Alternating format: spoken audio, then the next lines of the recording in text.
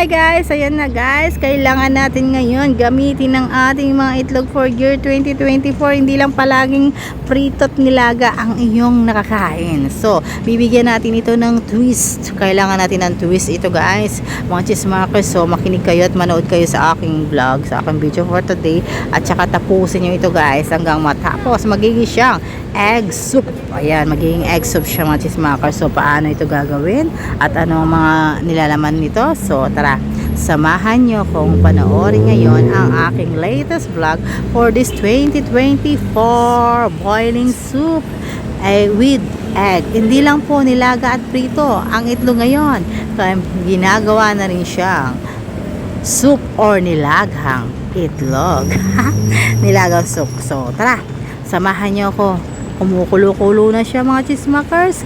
Ayan, habang kumukulo at mainit-init pa siya. So tara, samahan niyo ako kung paano ito gawin at paano kayo makakatipid at para perfect talaga ito sa mga nag-budget ng mga nanay dyan na sobrang mahal na mga bilihin. Ito ang sagot sa ating mga problema.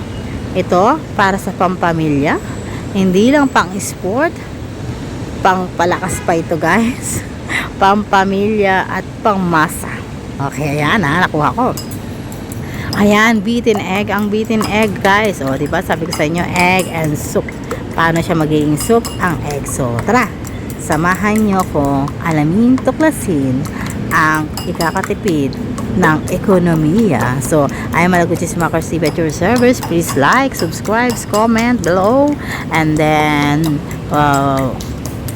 bell all for notifications and sa lahat ng mga tips and advice ko. And then mag-comment kayo guys para ma-shoutout ko kayo. Ma-shoutout ko kayo sa next vlog. Pwede rin po kayo mag-comment kung anong akin lulutuin for the next vlog. Tara, manood na tayo guys.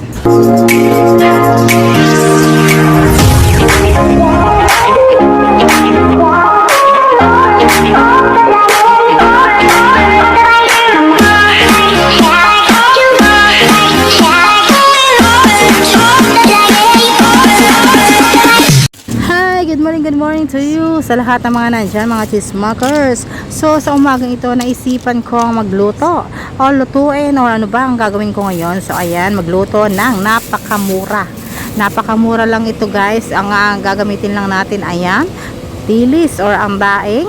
Meron din yung kung Korean na leaves na yan, hindi ko alam kung ang pangalan nito. So kung walang ganyan, pwede rin kung may ganyan kayo guys, bumili kayo sa Korean grocery o sa supermarket, makikita nyo yan. Dry siya na leaves na pinatuyo, ayan. And then lalagyan nyo siya guys ng leek. Kung wala naman kayong leek guys, pwede rin yung daong sibuyas, ayan. And then bawang, yung buong bawang guys, babalatan nyo lang. Pwede yung ilang piraso lang, mga 10, ganon. Ilagay nyo siya dyan. Nasa akin ay dinakot ko na. Ayan, dinakot ko na yung akin. And then pagkatapos nyo, lagay nyo sa malinis na pot, diba? Yung pot na yun, yung casserole ang tinatawag nila. Ayan, lalagyan nyo siya ng tubig na 1 litro. Depende sa, sa tubig na gusto nyo. Kung marami kayo guys, lagyan nyo ng 1 drum. 1 drum na tubig para sa unlimited soup. O yan guys, ayan, syempre churot lang yan guys. Ito guys, pang ano yan, after nyan guys, syempre bubuksan mo ang iyong mahiwagang kalan. Kung yan ang kalan mo, ayan. Alam nyo guys, sa ano daw, sa probinsya, mas masarap magluto sa kahoy. So dito sa Maynila, wala tayong kahoy, bawal magpausok. So yan. After nyan guys, syempre aking babatiin ang 2 itlog. Sabihin kong, hi, hello, patlog. Ayan, aking babasagin ang itlog. Ayun, nabasag ang 2 itlog. Ayan, nakikita niya yan kung anong itsura niyan. Ayun, nakita ko ang 2 itlog. Babasagin ko siya. 1, 2, 3. Ayan, basag ang 1 itlog. Ayan. Pagkataas ng basag ng itlog, may lalabas na mga yellow, may sipon-sipon. Ilagay nyo siya dyan, syempre. So, ayan. Tuturuan ko rin kayo dito sa vlog na to kung paano kayo magbati ng itlog. Ayan. Ang tamang pagbabati ng itlog ay syempre una, mild lang or madalang-dalang lang na pag ano. Hanggang sa bumilis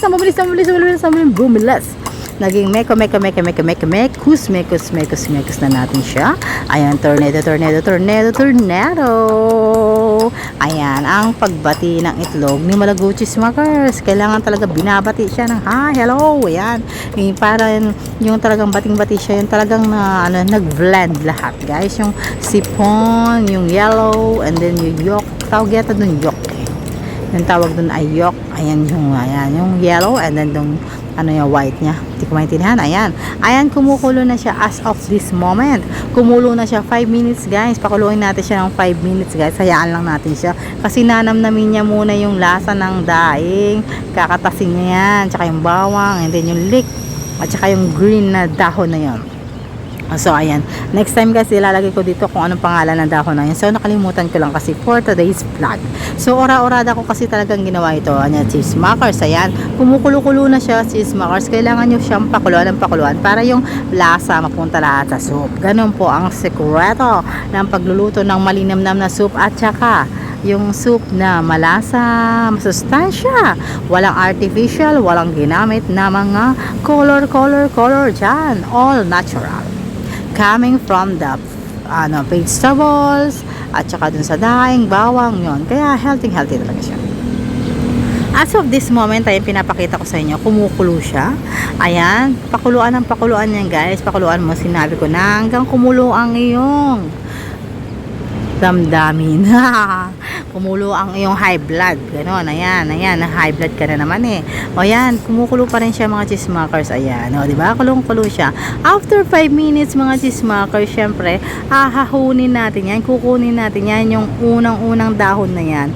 Kukunin natin siya, bawal siyang magtagal dyan kasi naglalaway yan. At mag-iiba ang lasa niya, so matindi kasi ang lasa niya pag matagal-tagal yan nasag.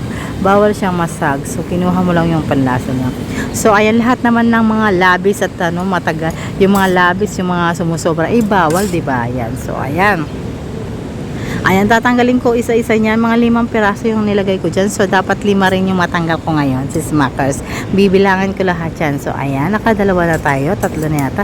Aking hinahalo kaya ang soup ko, nandoon pa nga yung buwaya.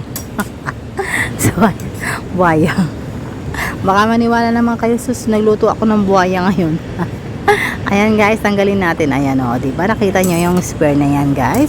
Malaking dahon yan guys na nakatuyo yan. Patuyong-patuyo talaga siya. As in tuyong-tuyo. Ginugupit-gupit siya para maging square. At ilalagay siya sa ref. Para yung sa ref lang ng yung nasa baba lang siya. Hindi sa freezer para ma-maintain lang po yung kanyang crispiness. May ganun pang nalalaman. So as of now, ayan, pagkatapos ng kumulo ng 7 minutes guys, ayan, haanguin na natin yung dilis, yung yung dahong yung leek, saka yung garlic, yan, nahangunin nyo na. Kukunin nyo na sila lahat guys. Titik-tikin mo siya guys, pipit-pitin mo yan para yung lakas ng katas niya ay mailagay sa soup. Diba kasi may mga katas-katas pa yan. So pipit-pitin mo yan. Parang nagano ka lang ng sampalok sa sinigang natin, diba? Gano'n lang din yun. Kapares lang din yan. So ayan, hinahango ko pa yan para ako naghahalo ng isda. Ayan, naguhuli ako ng tilapia. Ang nahuli ko ay mga bawang, hindi tilapia. Ayan, nakala ko nga may tilapia dito eh. Nanguhuli ako ng tilapia. Ayan, kumukulo-kulo na siya. Dapat ganyan siya kalinis mga chismakers. Parang estero. Dapat linisin yung estero. Ayan, ganyan siya kalinis. Dapat malinis siya guys. So ayan, nakita nyo na ang soup. Para siyang chicken stock, diba? Ito na, fish stock. Diba? Ganun ginagawa nila. So ayan guys, ayan. After nyan guys, hindi ko na pinakita sa inyo yung aking itlog na binate. So unti-unti siyang nilagay dyan. Nilagay ko siya dyan. Naging itsura niya ganyan. Wag mong haluin yan. Bubuo siya. Just makasayan. And then nilagyan ko siya ng leek. Yung leek na tinadtad. Eto na ang itsura niya ngayon mga chismakers. Hindi ko na siya napakita kasi na busy ako. Hindi ako naka-vlog. Ayan. Meron siya leek guys. And then nilagyan ko lang siya ng salt. Yun lang po ang pampalasa niya. At saka malasang-malasan. Dahil sa itlog na ito guys. Ayan, makakagawa ka na ng itlog soup. Ayan, perfect for your family. Hindi ka gumamit ng mga baka, karne, napakamura. Magkano lang itlog ngayon, and then yung mga ginamit, hindi aabot ng 100 pesos. Meron ka ng masustansyang soup for today. Yan po ang tips and advice ni Malago Chismakers TV for your family. Makatipid tayo this coming 2024. Salamat kamsahamnida.